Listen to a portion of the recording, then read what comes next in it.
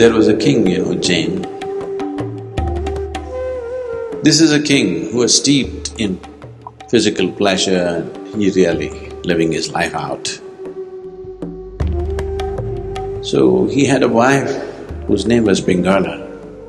Then Pingala said, if two hearts have fused into one, then this is how it'll be. So, on our next hunt when he went, he wanted to check this out.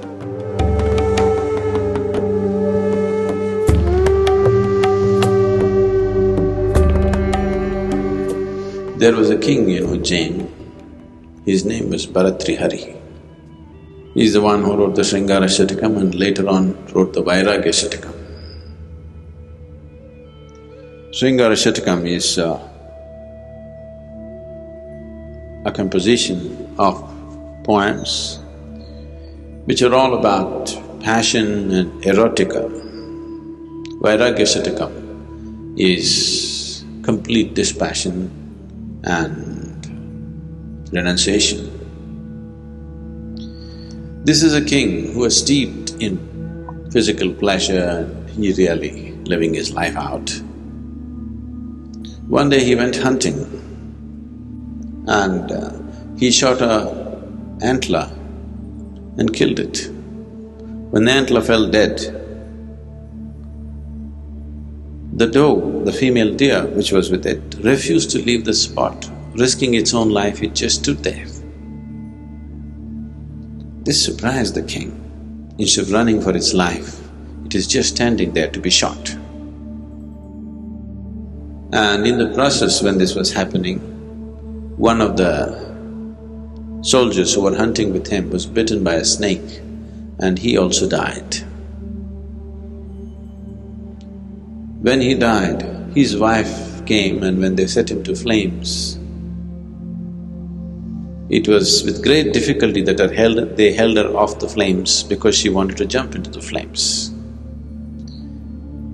So this just intrigued him. For him, his life was all about himself, his pleasures, his likes and whatever else. When he saw this doe and also this woman wanting to jump into the fire, this confused him. So he had a wife whose name was Pingala.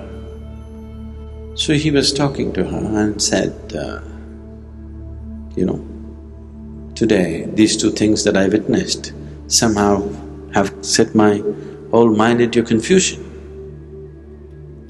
Then Pingala said, if two hearts have fused into one, then this is how it'll be. This is a natural reality. There's nothing amazing about it, there's nothing intriguing about it. If two hearts have really become one in their experience, this is how it will be. Very matter-of-factly she said this. So this further intrigued him, his wife also saying this. He has 500 women, he cannot understand this. So, on our next hunt when he went, he wanted to check this out. What he did was, he bloodied his clothes with animal blood and sent it back to the palace. And it was announced to Pingala that the king died, he was killed by a tiger. So when she got these bloodied clothes, she put it in a heap, she bowed down to it, then she did go and lie down on it and she simply breathed her last, she died.